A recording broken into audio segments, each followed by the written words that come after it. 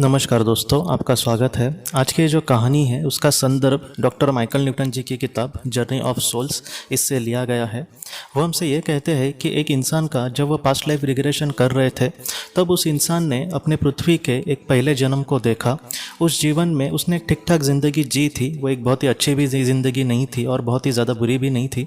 लेकिन उस जीवन के बाद दोस्तों, जब उसका वो जन्म इस पृथ्वी का ख़त्म हो गया और जब वो आत्मलोक में चला गया उसके आत्मा के घर में, तब उसने ये कहा है कि एक बहुत ही बड़ी सभा में जहाँ पर बहुत बड़ी बड़ी आत्माएं उसके सामने बैठी थी और उसके सामने इसको जब लाया गया उसके मार्गदर्शक आत्मा के द्वारा, तब उससे कुछ उन्होंने पूछताछ की कि जैसे तुमने अपने जीवन में क्या अच्छा किया है, क्या बुरा किया है, कौन सा कार्य तुम बहुत ही अच्छे से कर सकते थे, कौन सा कार्य तुमने बहुत ही अच्छे से जितने अपेक्षा रखी थी उससे भी बहुत अच्छे से किया। ये सब बातें वो जब कर रहे थे तब वहाँ पर दोस्तों एक इंसान थे और उन्होंने ये कहा कि तुमने उस लड़की को जो मदद की थी जब वो बहुत ही ज़्यादा दुखी थी, तुम्हारे जीवन का सबसे बड़ा जो पुण्य था वो उसके रूप में है जो तुमने उसके लिए किया।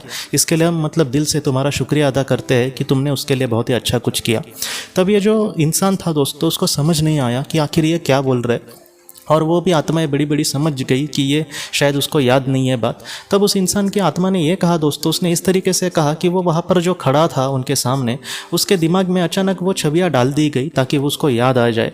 जैसे पृथ्वी पर किसी बात को हमें याद दिलाना हो तो हम उसको समझा कर कहते हैं कि वो बातें, उसको थोड़ा सा खुलकर हम बताने की कोशिश करते हैं। लेकिन आत्मलोक में डायरेक्टली वो छवि उनके मन में डाली गई, जिससे वो डायरेक्टली सारी चीज़ें उनके सामने आई।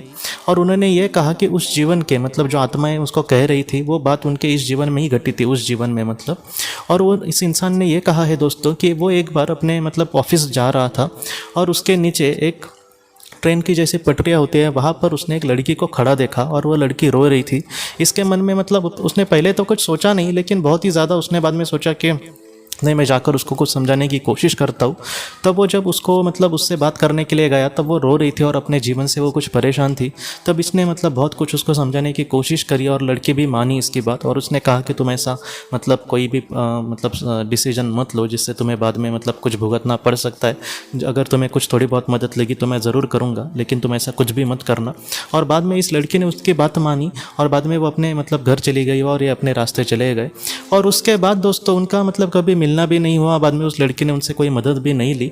ये एक उन्होंने कहा कि 10 से 15 मिनट की भी वो बात नहीं थी और वो घटना उस भाई घट गई और ये भूल भी गए थे बाद में उस लड़की को। लेकिन उनके पूरे जीवन में एक अनजान इंसान के लिए इन्होंने बहुत अपना कीमती समय दिया। वो 10 मिनट इनकी ज़िंदगी के लिए बहुत अनमोल थे।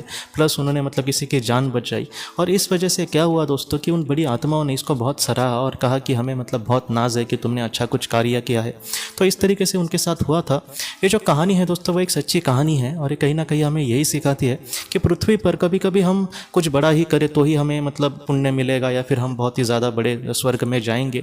ऐसा हमें नहीं सोचना चाहिए। एक छोटा मोटा काम जो हम निस्वार्थ भावना से करें तो ऐसे भी काम को बहुत ज़्यादा वहाँ पर महत्व होता है दोस्तों। तो इस तरीके से हमारे जीवन में बहुत सारे लोग ऐसे ही कहते हैं कि हमें चांस नहीं मिला इसलिए हम कुछ नहीं कर रहे।